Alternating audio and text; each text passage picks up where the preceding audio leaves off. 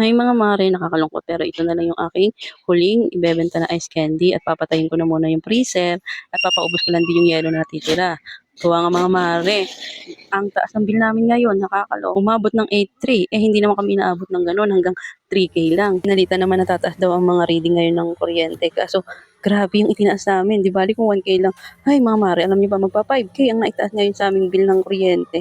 Alam po, hindi kami nag-iisa mga mare, marami tayo. Halos pa triplin ang aming reading ngayon. Nakala mo pang 3 buwan ang babayaran namin pero 1 buwan lang yung mga mare. At wala kami mga unpaid bill ng kuryente mga mare. Lagi kami nagbabayad agad, hindi kami nagpapaabot ng due date. Ang gamit lang naman namin mga mare, isang freezer, isang ref, tapos yung ilaw, tapos pag-charge ng cellphone, electric fan, yun lang, wala kaming aircon mga mare. Inabot na ng ganung kalaki ang aming bill ngayon. Nga kaming TV, hindi rin nagagamit at ayun na, dahil puro cellphone ng mga tao ngayon. Sa mga tumor ko ng yellow at ice candy, pahinga muna ang mare nyo at magtitinda na muna ako ng kung ano-ano muna. O siya, ganito na ang aking video. Bye!